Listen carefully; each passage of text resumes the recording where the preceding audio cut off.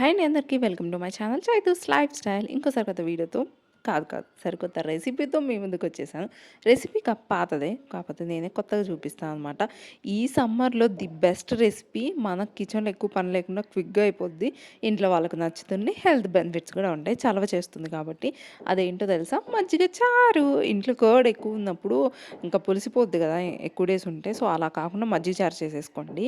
ఈ సమ్మర్లో the best recipe అనమాట ఇది. అండ్ క్విక్గా కూడా అయిపోతుంది. ఏం లేదండి, తాలింపు వేసి మజ్జిగలో కలిపేయడమే అంతే. తాలింపు గింజలు ఆయిల్లో వేసేసి నెక్స్ట్ కరివేపాకు, దాంట్లో కొద్దిగా చిల్లీ వేసి, green chilli or red chilli అయినా మీ ఇష్టము, యూజ్ చేయొచ్చు. అండ్ ఆనియన్స్ కొద్దిగా ఎక్కువ ఉంటే మనం తినేటప్పుడు మంచిగా అనిపిస్తుంది అనమాట. సో నేను కొంచెం ఎక్కువ వేసాను. అండ్ తాలింపు గింజలు ఎక్కువ వేసుకున్నా కూడా మీకు తినేటప్పుడు పంట కింద తగిలి టేస్ట్ బాగుంటుంది. అండ్ రుచికి సరిపడా సాల్ట్, అండ్ దెన్ పసుపు కొంచెం ఎక్కువ వేసుకోండి, బికాస్ మనకు మజ్జిగ చారు ఎల్లో కలర్లో కావాలి కాబట్టి. సో మనకు ఆనియన్స్ జస్ట్ మగ్గితే చాలు, తెగ ఫ్రై అయిపోవాల్సిన గోల్డెన్ బ్రౌన్ కలర్ రావాల్సిన అవసరం లేదు. ఇవన్నీ బాగా మగ్గితే నెక్స్ట్ దాంట్లో మనం ముందుగానే చిలికి పెట్టుకున్న మజ్జిగ వేసేసుకోండి. మజ్జిగ అంటే మరీ అంత పలచగా కాదు, కొంచెం థిక్ కన్సిస్టెన్సీ ఉండేలాగా చిలుక్కోవాలి. సో అది వేసేసి కలుపుకోవడమే. అండ్ లాస్ట్లో కొద్దిగా కొరియాండర్ వేసుకుంటే మన సూపర్ డూపర్ రెసిపీ రెడీ అయిపోయింది.